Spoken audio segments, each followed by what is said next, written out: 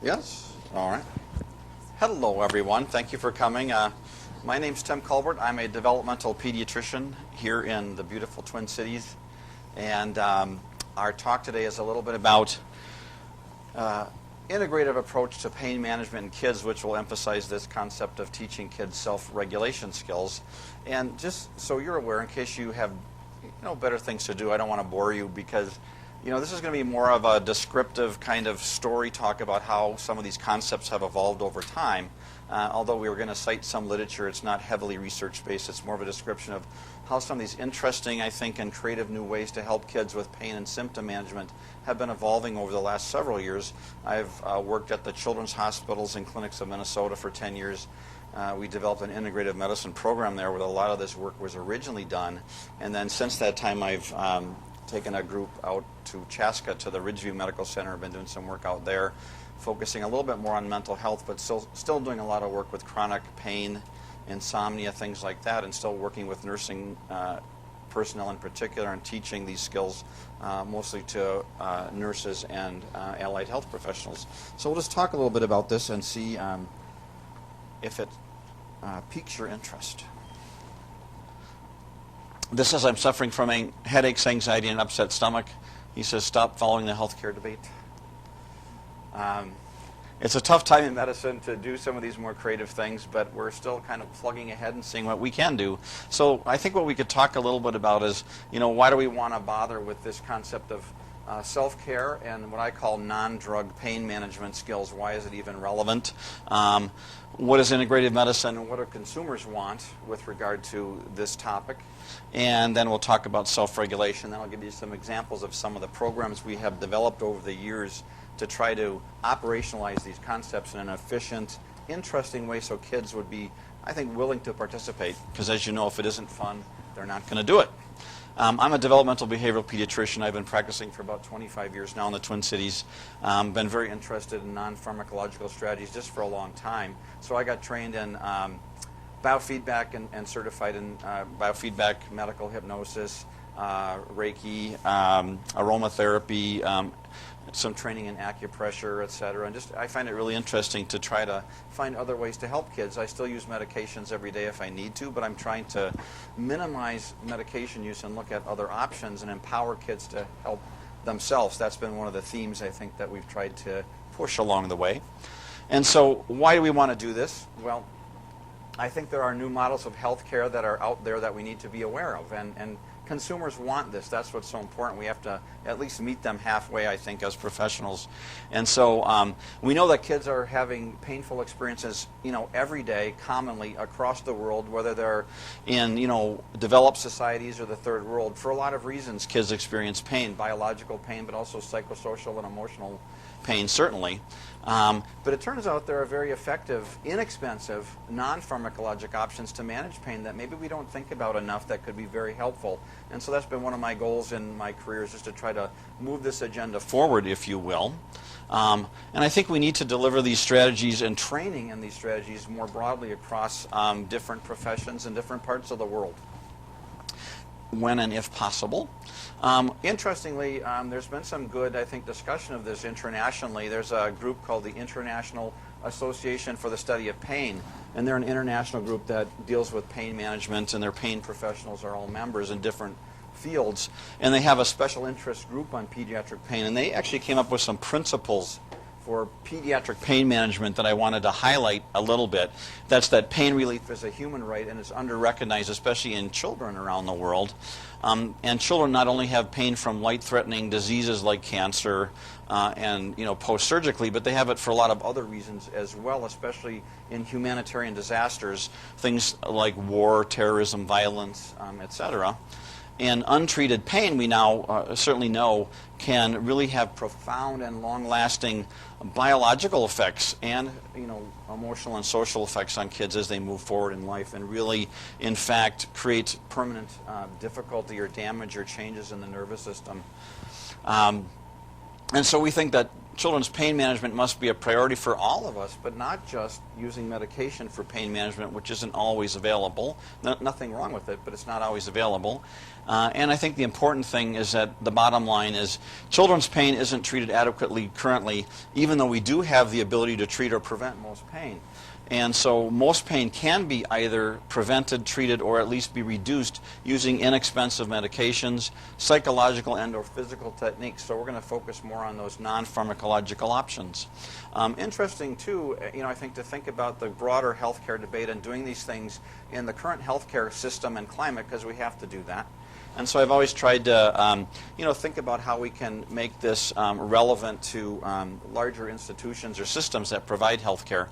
And so I like, you guys have probably all heard of the Triple Aim and Don Berwick and the Institute for Healthcare Improvement, but they, are really good at setting some of the policies around this area. And I love that recently they added some new thoughts to their basic core principles of delivering the best care at the lowest cost for the whole population, which has kind of been their big thing over many years. They call it the Triple Aim. But I thought it was cool that they added a couple other things here. And this is my favorite that I thought was surprising. It says, take into account the variety of the healing tools you and your patients have that lie outside the boundaries of the conventional healthcare system. And again, that's where I think these kinds of approaches, including integrative medicine, fit in quite well. And so I thought that that was interesting to see a very mainstream, well-respected organization put in a comment like this as part of their core principles. And so I think of this as a way to help kids in a playful way. I call it therapeutic play, but developing tools and techniques that kids find interesting and maybe don't even think of as a therapy, really. And so the goal, I think, is to alleviate the significant functional impairment from pain and related symptoms, nausea, fatigue, insomnia, anxiety, etc., but with minimal invasiveness and no interference with their main treatments and commonly medical treatments. And I think we can do that. These are treatments that we're going to talk about that are very child-friendly. They usually include some parental involvement and coaching. They're fairly time and cost efficient.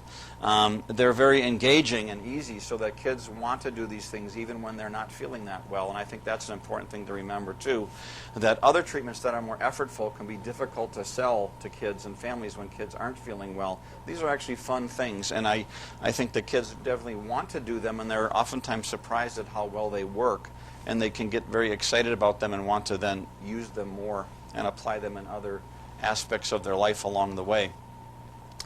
Commonly in situations where kids are already on a lot of medications, we work with a lot of kids in the oncology unit at Children's, for example, and we just oftentimes don't want to add a lot of other medications because they're already having difficulty with the multiple meds they're on and or side effects. So that was another reason to want to develop non-pharmacologic strategies. And most of this emphasis to do this, by the way, came from parents of kids on the oncology unit at Children's.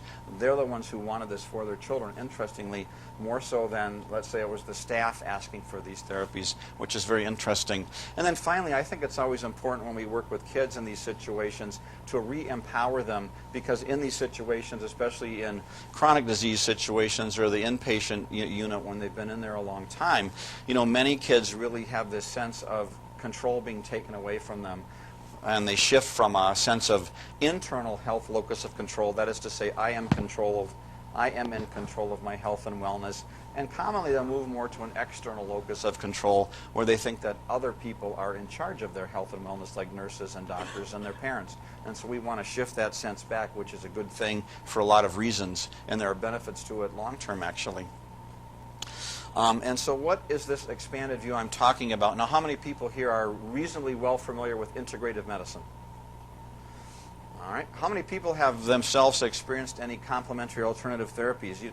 If you're not too embarrassed to raise your hand, you can. Yeah, and so just curious. So it's very common. We're going to see some numbers on this that suggest that it's more common than you might think, but the issue is a lot of parents and pediatric patients don't want to talk about it with their physicians or other healthcare providers because they feel uncomfortable and they're afraid they might be criticized.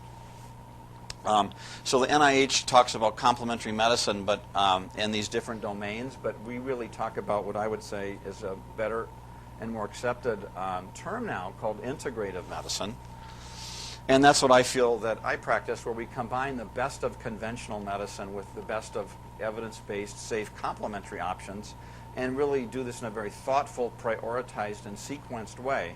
It's not something that we take lightly, and again, it's very, whenever it can be, as evidence-based as possible. Here's one original definition of integrative medicine I liked from the University of Arizona. Integrative medicine is a healing-oriented medicine that takes into account the whole person, body, mind, and spirit, including all aspects of lifestyle.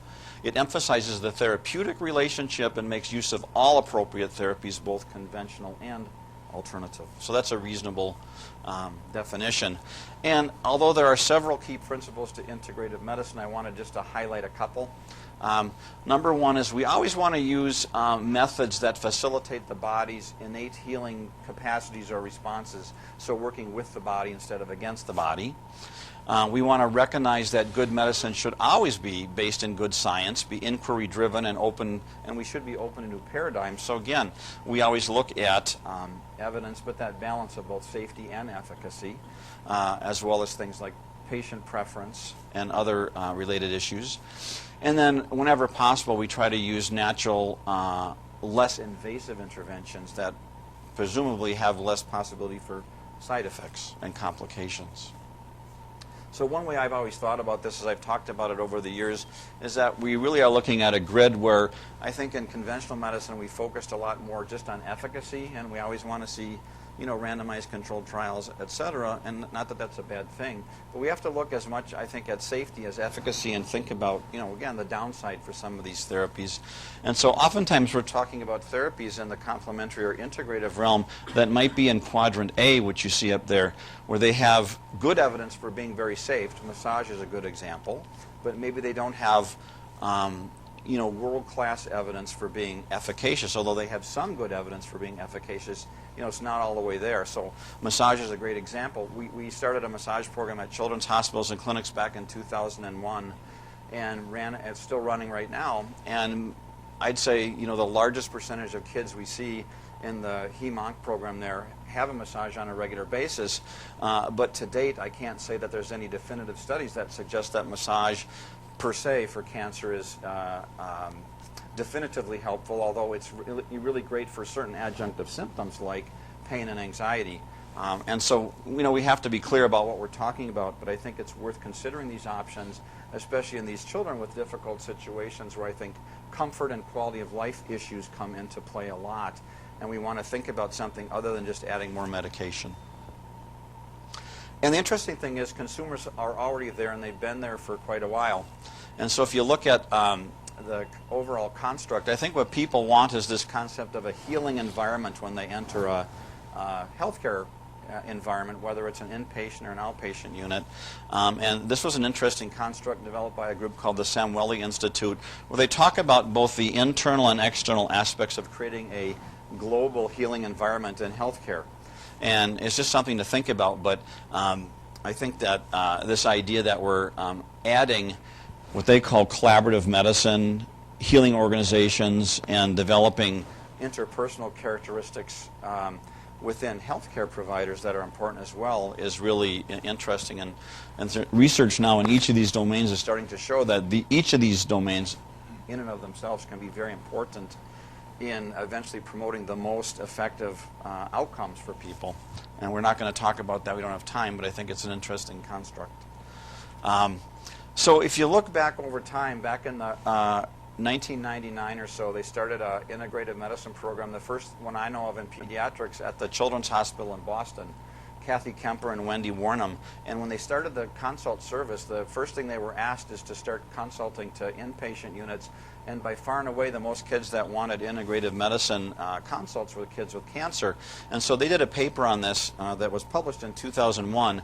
And it just commented on the fact that they did 70 requested consults over about a one-year period. The most common consults were, in fact, for symptom management. People weren't saying, cure my cancer without medication. They were saying, manage my symptoms associated with the treatment of cancer. And a lot of questions about herbs and supplements. And that can be a problem for kids with cancer. You can't do certain things. with kids with cancer because it would interfere with their chemotherapy and related treatments. So that was an interesting study that kind of kicked things off way back in 2001. Another study that I liked was 2007, published in Pediatrics, that talked about the use of complementary medicine in kids with chronic illness. And what they looked at a variety of kids with chronic problems and noted that overall they were seeing that 54% of kids in this study were using at least one type of complementary medicine, and most commonly it was being used to treat musculoskeletal issues, especially pain, psychological problems like depression, ADHD, and autism, or infections. And interestingly, at that time, people were saying that word of mouth was really a bigger factor for them than like a reference from a physician to use these things. Personal experience within the family, so parents said they would try that, and also frustration with the fact that maybe conventional treatments weren't helping. And so 75%, interestingly, also believed that complementary medicine, so-called natural therapies, didn't have any adverse side effects, and we know that that's not true. So I also think we have to be really good about guiding people when they use these things towards safe alternatives. Another nice study, 2010, said that kids that use complementary medicine compared to kids that don't were more likely at the same time to be taking prescription medicine. So they were actually doing both conventional and complementary medicine. Have a parent that uses complementary medicine, which mostly, I think, really heavily influences whether kids will end up using it, because parents familiar with it will want to have their kids try it. And then kids that have a chronic condition are the highest users in terms of utilizers in terms of CAM, and especially these diagnoses: anxiety, musculoskeletal pain, again, skin conditions, or infections like sinusitis. Adolescents use CAM more than toddlers. They also did a big hospital survey. This was mostly adult hospitals across the U.S. in 2010, and showed that the most commonly used complementary therapies in adults at that time were natural products like herbals and botanicals, breathing and meditation, so mind-body skills, chiropractic, and massage. Conditions included pain was on the top of the list, and then anxiety, cardiovascular issues, and sleep or insomnia. Interestingly, again, self-referral was a biggie here, more than physician referral, or close to the same level of physician referral. But even by 2010, you can see a lot of physicians were willing now to make more of these referrals. Financially, though, almost 70% were self-pay. Very few were covered by insurance. And another one, Dr. Dusek here at Alina, Abbott Northwestern, they did a nice inpatient study on patients that were hospitalized that received complementary and alternative medicine treatments, and mostly for people that had pain-related issues, and post-surgically. And so what they showed is that most of the patients that they saw, 66%, had not previously had integrative services, but it had very beneficial effects for the vast majority of people they saw. And most of the people on a visual analog scale of 0 to 10 had at least a 2-point drop in their pain rating, which is, I think, pretty cool. And some follow-up data on that study suggested it also saved money, that these people use less post-op medications, and that's been consistent across other studies, and they had shorter lengths of stay. And so those have held up also over other studies. And then the bottom line in pediatrics, I think, is pediatricians more and more are pretty willing to refer kids for complementary medicine, more than we used to think. Back in '98, the original study on this, only about 50% said they'd refer, and then 66% in 2004. And then another study we did in Ohio and Minnesota actually showed 97% would refer a kid, specifically with pain, for CAM. But I think pediatricians are certainly more open to it today, but they want to refer to people that they trust, that have some legitimate, I think, credentials and have worked with kids extensively. We actually did an internal survey at the Children's Hospital in 2009, not internal, but I should say that it was funded by Children's, but it was an online survey, and they surveyed 1,000 parents nationwide on the internet, of which 203 were families that had a child with a serious health condition. And what was shown in that study is that parents didn't understand these terms like integrative medicine or complementary medicine very well. But what they did understand was the concept of, or the ideas of changing nutrition or having their child have a massage. So they knew certain therapies, but they didn't understand the broader terms that apply to the field. But interesting how really prevalent, even at that time, 2009, many parents were very aware of some of these basic approaches. You can see well more than 50% in most of the cases.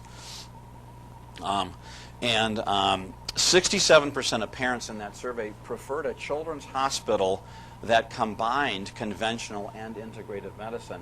But as you probably know, there haven't been that many children's hospitals in the country. Around that time, there was still maybe 15 or so programs around the country that offered some complementary medicine. Some children's hospitals, about 15 programs, that offered some CAM to their patients, either outpatient or inpatient. And I think the interesting summary of some of that information is that many parents and kids are using complementary medicine, but many parents and kids aren't talking to their physicians about it. I think we all need some basic understandings of these therapies. We don't have to be experts, but we have to be able to talk intelligently about it. And at a minimum, I think there's such good evidence now for mind-body strategies like meditation, biofeedback, mental imagery, and relaxation breathing that there's no reason that that shouldn't be incorporated into virtually every single pain intervention that we are involved with. And I think it's that alternative that parents want to the Pill of the Month Club, as it says. But I think parents and consumers are really there and have been there for a long time and are asking for it. And so the bottom line there, I kind of have pushed the phrase more skills, less pills, that there's nothing wrong with medication. I'm a big fan of medicine when we need it, but I think we could do better in minimizing its use at times and really pushing these less invasive, safe options for a variety of common symptoms. Insomnia is another one we could do a whole talk on. Teach kids self-care strategies so they're more engaged in the process of helping themselves to feel better and to heal, and make this stuff easy and fun and efficient. So we're going to show you how we did that. As a bonus, I think that it's really the case that this stuff requires minimal training, minimal time, and minimal expense. This isn't something that I think it's been misunderstood, that takes a lot of the stuff I'm going to talk about, great expertise or certification in all these areas, nor does it cost much money. And all these things can be done very quickly at the bedside within, I'd say, 5 to 10 minutes, and be very time efficient as well. And so this concept of having kids learn these strategies and work on these strategies falls into this category of what I would call self-regulation, where we're teaching them skills that they are in control of. Here's a couple of definitions for you. Self-regulation refers to the exercise of control over oneself by oneself. And another one is the extent to which self-control and self-regulation are developed, not a definition, but a comment by Dr. Olness, who's an early proponent of medical hypnosis with kids. The extent to which self-control and self-regulation are developed throughout childhood and adolescence predicts much of life's success and happiness, which I think is very true. And I think also the important thing is that many kids in this situation, become disempowered. They're in that quote-unquote sick role, especially kids with chronic illness, where they don't feel like they're in control of their body or their feelings even in some cases. But we know that kids developmentally have this built-in, this innate drive for mastery and control. So we want to give them some of that control back, and this is one way to do that. It's a way to empower the kids to be active in their own health and wellness, their own recovery. And I think this concept of therapeutic play works well in this model. And again, we're supporting the body's and the mind's innate healing capacities, of which we have many. So, more skills, less pills. So what are some of these self-regulation skills that we're going to talk about briefly? In the area of mind-body skills, I think it's very well developed, and there's good evidence in these areas that for pain and symptom management, biofeedback, hypnosis or mental imagery, muscle relaxation, and diaphragmatic breathing related therapies for general relaxation, expressive arts therapies, positive self-talk, mindfulness meditation, and a technique called autogenics are all very, very helpful for kids. But other self-care skills that are really starting to move into this domain as well that I think are useful actually include yoga, nutritional changes, and control of the diet, if you will. Controlling your sleep and the quality of sleep that you get. People have included prayer and other religious practices in this domain. Exercise, clinical aromatherapy, which is the use of essential oils primarily by inhalation. Acupressure point stimulation as opposed to acupuncture. I like acupressure for kids because it's less concerning in terms of the anxiety around needle phobia. And then journaling. But all have some good studies that suggest for at least some symptoms they can be very helpful. And so I think the future of this area, both in inpatient and outpatient areas, units, is really this self-regulation approach, but I think its approach is cleverly disguised as interactive activities for kids, because as you guys know, kids are so tuned in now to multimedia, interactive stuff on tablets, computers, and video games that we have to kind of meet them where they are a little bit. I'm not a fan of kids being over electronically involved, but I think that we have to realize it's part of the deal. And so I think these vehicles need to be more fun and interactive, and then kids are more likely to do them. And so we just have to be creative that way. I've worked with some child life folks both at Children's and talked to the folks at the U of M, and I think they've been great at doing that, by the way. They have very creative minds that way. This entertainment value of the activity has to stand up on its own. It has to be very well designed and very entertaining. And we really have a lot of research on now more and more for what works for kids and what doesn't, but we have to take that research and turn it into an interactive activity, if you will. The products and software apps there's a few of those around now. We can talk about them at the end. But we still have to coordinate the care, of course, with the entire team, and this has to be considered as an adjunct, typically, not a primary, certainly, approach for most kids. And we're seeing a lot of this now with mobile apps that have been developed, which is interesting. And so that's kind of the background. Just wanted to give you a frame of reference. Now what I want to show you is a couple of examples of how we've done this in different settings over the last few years, and then we can talk about or answer questions. This says, "Give it to me straight, Doc. How long do I have to ignore your advice?" And so as you know, with kids, again, they're not going to follow through unless you do a good job and make it entertaining and engaging and reinforcing, basically. So I think that to develop this idea, we have to think outside the box, and one way we did this is to create an inside-the-box solution. So I've worked a lot with this concept of developing toolkits, self-care toolkits, and so we'll talk a little bit about that. It's evolved from a little book and a kit we did to a comfort kit we did at the Children's Hospital to an international one we sent to Haiti that was very simple, and now we're doing some work with what I call them comfort carts together with nurse training to try to make this more efficient on the ward and in the wards. And then there's a new mobile app that's been out for a couple years. It's free. I don't have any financial interest that I helped design. It's Children's Hospital developed it with Ridgeview Medical Center called the Healing Buddies Comfort Kit. It's a mobile app that teaches kids self-care skills. It's free of charge. You can get it on the iTunes store, App Store. So we're developing self-care toolkits, and how do we do that? The first thing is we selected therapies that we wanted to deliver that we know help symptoms. So we know that diaphragmatic breathing from a variety of studies is really good for anxiety, can help with pain, and even decrease nausea for some kids. It can also help with sleep onset. Progressive muscle relaxation, imagery, and meditation are very similar that way. Positive self-talk can be good for pain to some extent.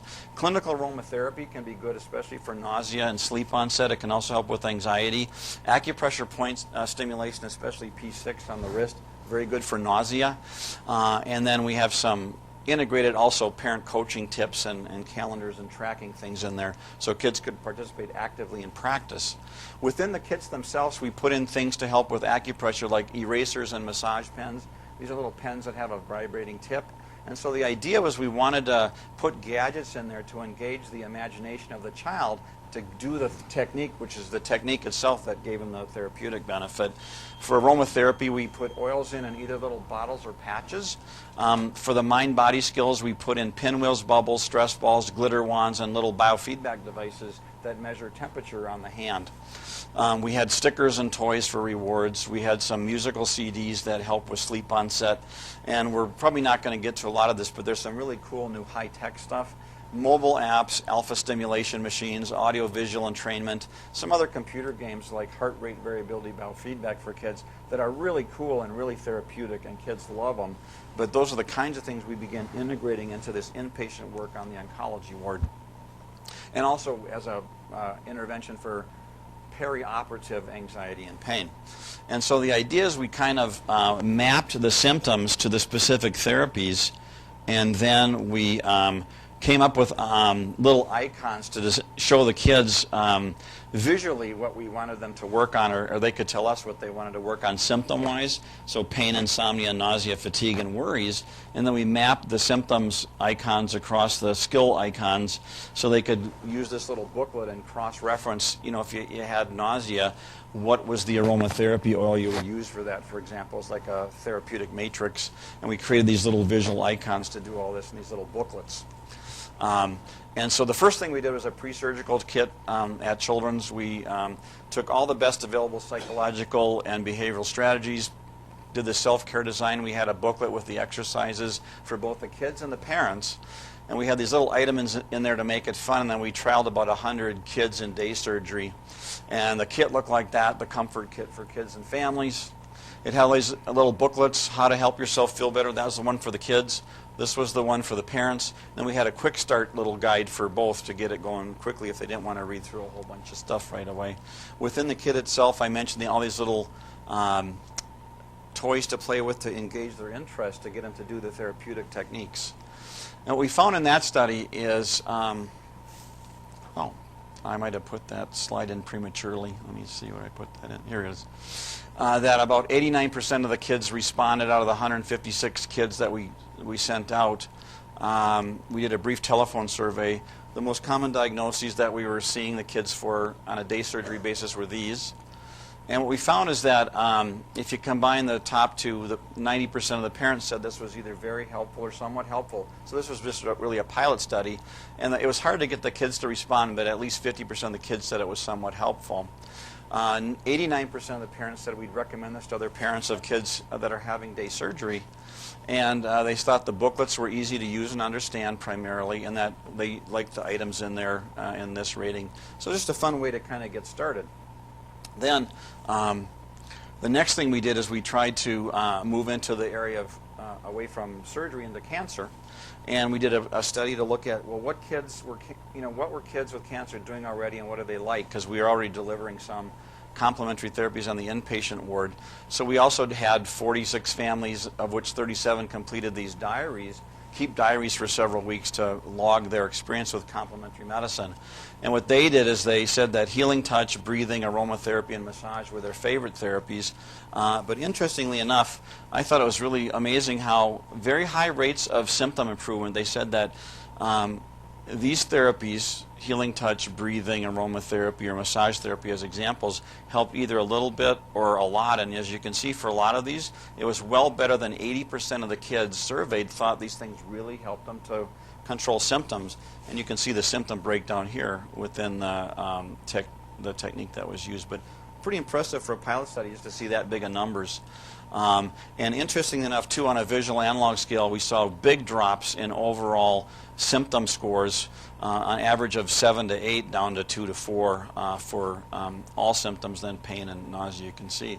So pretty nice numbers for a pilot study. And so we took that information and made a cancer kit. Same idea, we had these cute little books that described how to do all the stuff and how to use all the techniques, but they were playful and fun and interactive, these little booklets. And then we put an MP3 player together where we custom recorded all these relaxation scripts. And the kids could just plug this in and listen to it when they needed some symptom relief. And we had all different techniques for nausea, anxiety, pain, insomnia, and fatigue, and different kinds of relaxation so they wouldn't get bored.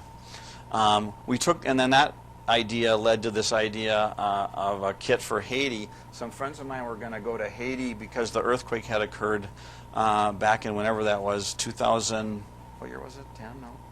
And we took the same idea and put all these same items into little plastic bags and sent 1,000 kits to Haiti. We were able to keep the cost down to about $4 each. And although we didn't collect data on that, we got great feedback from the kids that just having these little items with some cute little mind-body strategies that were written out in Creole, English, and French, that worked really well. And here's pictures of the kids in Haiti after the earthquake using these little bags, sitting on the ground with their moms and dads, doing mental imagery, breathing, and acupressure. And blowing bubbles. And so we thought that was pretty cool. And then right now we're working on an international universal non-drug pain management kit with a variety of people around the country, just to try to put something together that we could inexpensively make and send out into humanitarian disasters. And I just think it's been a lot of fun and interesting ways to try to move in the right direction. I mentioned that we did a mobile app. So there's a mobile app. It's free of charge. You can get it on the iTunes App Store. Children's Hospital in Ridgeview. I designed most of the content, and then we had some people help with the relaxation. scripts on there, and so the child picks how they're feeling. You can be worried, sick, tired, in pain, or awake. I can't sleep. You pick which symptom you're having, then you pick a technique you want to do to address that symptom, and then you can pick a scripted relaxation that talks you through how to help with that issue. So let's say you picked aromatherapy for nausea. This would tell you about what is aromatherapy, how you're going to do it, and then you can listen to the track that goes with that symptom. So that's available, and it's free of charge, and I think it's just a fun one. We also took this same idea just to give you a sense of how we begin to deliver this across a system more time and cost efficiently. A 6-day nurse training that was developed at Abbott Northwestern Hospital called Transformative Nurse Training with Lori Knutson and her gang. And then what we did is we honed that down to a 1-day training and started training nurses in this technique to use these skills on the ward. But what Lori noticed in the initial trainings with the nurses is how easily and quickly nurses put this into their repertoire at the bedside. And even just after this quick 6-day training, you can see that upwards of 64% in the second group that was trained begin using this stuff on a daily basis almost in their day-to-day nursing care, which I think is really remarkable. And so we wanted to make this more efficient for the nurses, so we took this idea of organizing all the materials into carts, which you see here, and each of the drawers contains a bunch of complementary therapy items like aromatherapy, acupressure beads, bubbles, pinwheels, an iPad, etc. And then people can just wheel this around the unit and do it right at the bedside. And that's worked out very well for a lot of the hospitals we work with on this product as well. And it seems to be a good way to deliver things. I think that this is all going to continue to evolve in a high-tech direction. There's a lot of work in these areas of, we're not going to talk about much, but games, video games for your body called biofeedback, alpha stimulation, iPad apps, and really fun stuff with virtual reality. Here's some apps that we've used in the past that have worked pretty well that can distract kids quite nicely. I just wanted to throw in, there was a really nice study that came out in 2014 I just happened to see where they had kids that they looked at perioperative anxiety in pediatric surgical patients. And what they found was, and they compared a tablet-based interactive distraction. The kids got to pick a video game on an iPad. They compared that to the midazolam, and what they found was that the tablet-based interactive distraction was actually better than midazolam for perioperative anxiety, separation anxiety, emergence, delirium, and time to discharge. Parents were very pleased with this intervention. So that's something I think you're going to be seeing more of in acute care situations too. We've done some work with kids using some of this stuff in the ER as well, and it's been interesting. And so the bottom line, I just wanted to give you a general flavor of this, is that it says the journey to enlightenment, are we there yet? We're not quite there, but I think that these are fun ideas, good ideas. They've worked well kind of practically, but of course we need more research on them. But I think these integrative therapies make a great addition to inpatient and outpatient care. Could be used in radiology suites, could be used in the lab, could be used in outpatient clinics when kids get immunizations. I think there's lots of ways to use this.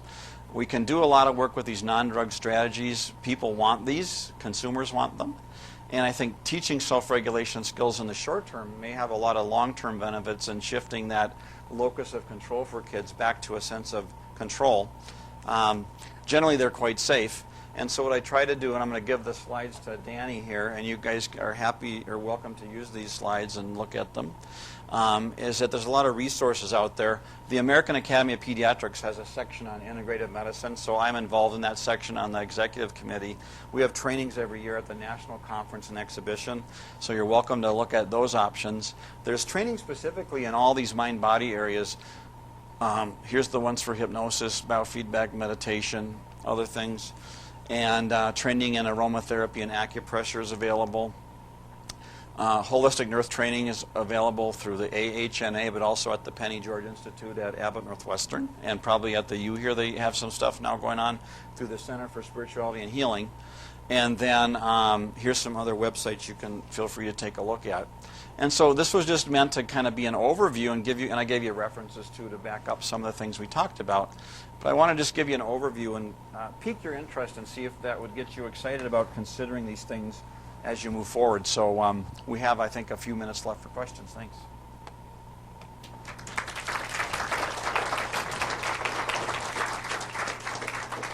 Questions?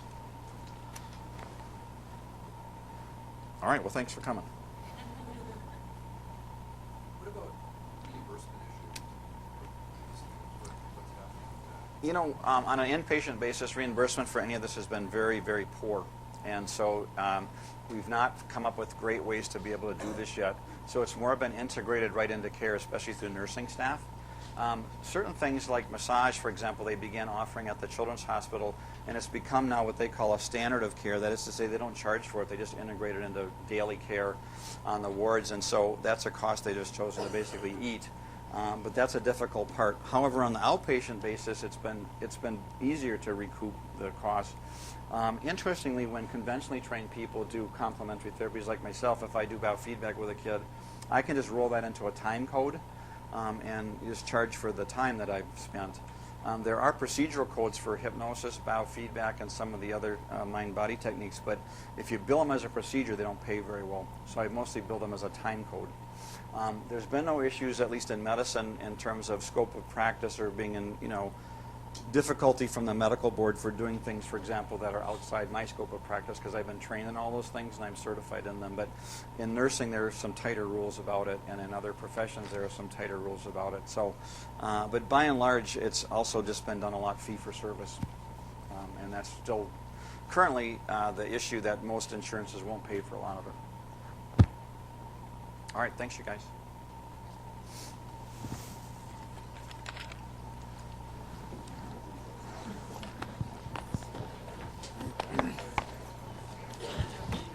Hey, Tim. Nice to see you. How are you? Nice to see you. Good. So you moved to Pediatric? Yeah, they just bought our practice from